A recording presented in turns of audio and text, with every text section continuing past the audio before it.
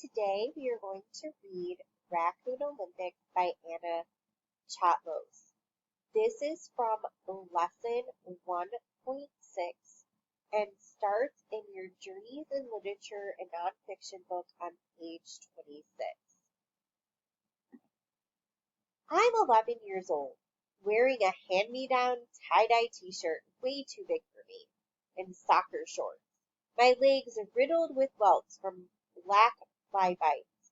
My hands still reek or stink, smelling strongly of snake musk from spending the morning looking for snakes in the woods and the lighthouse. I'm sitting at the picnic table telling my dad about all the garter and fox and ringneck worm snakes I caught, when the park naturalist, Paul King, stops by to inspect the live traps under the lilac bushes beside the table. He pulls the trap out from under the leaves to reveal one big raccoon. I like Paul. He has spent every summer in the park for decades and knows everything about Rock Island. He's a walking encyclopedia of its history, geography, plants, and wildlife. My family is spending the week as a volunteer docents, people who act as guides, in the island's restored lighthouse. Paul checks on us most days.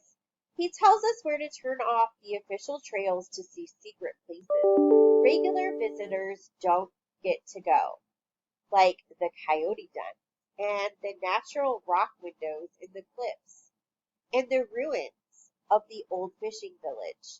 The day before, Paul told me a ghost story about the St. Martin's lighthouse just across the channel, which is a wide stretch of water joining two larger bodies of water. A long time ago, the lighthouse keeper's 4 children got caught in squall in their rowboat and drowned.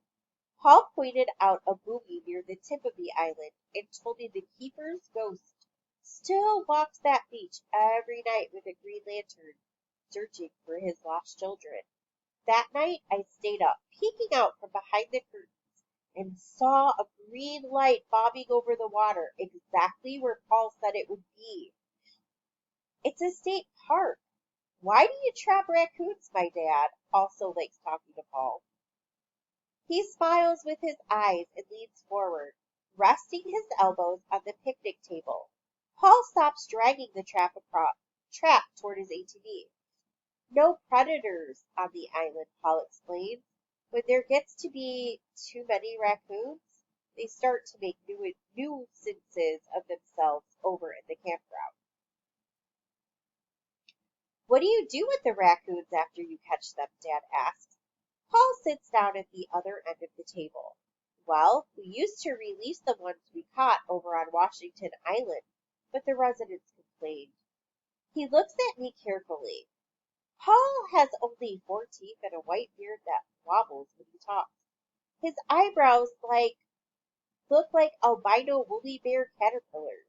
His face reminds me of Abraham Lincoln, asymmetrical, which is features on each side do not have the same shape, homely, wise.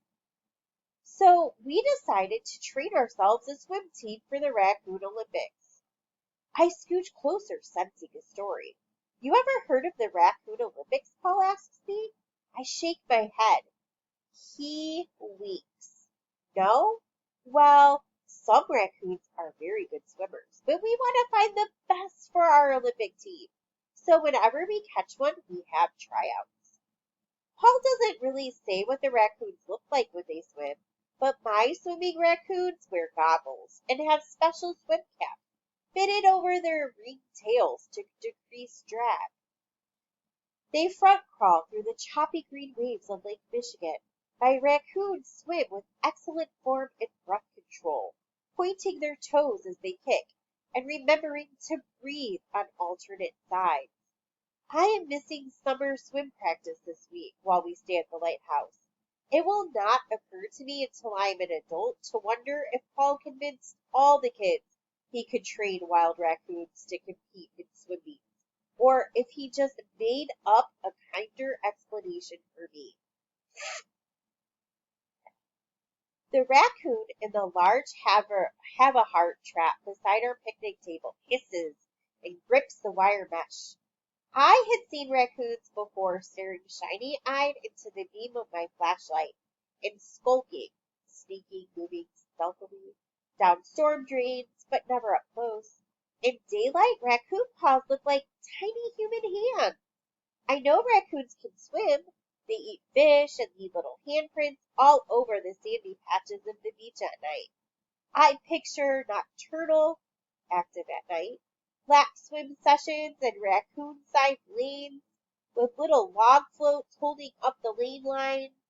Even in late Even in late June, Lake Michigan is so breathtakingly cold that jumping in the water feels like getting punched in the stomach.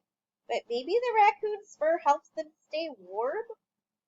So, to test their swimming, we drive the raccoons out into the middle of the lake and put them in the water. If they're good swimmers, we start training them for the Olympics, every day taking them out a little bit longer to increase the distance they can swim.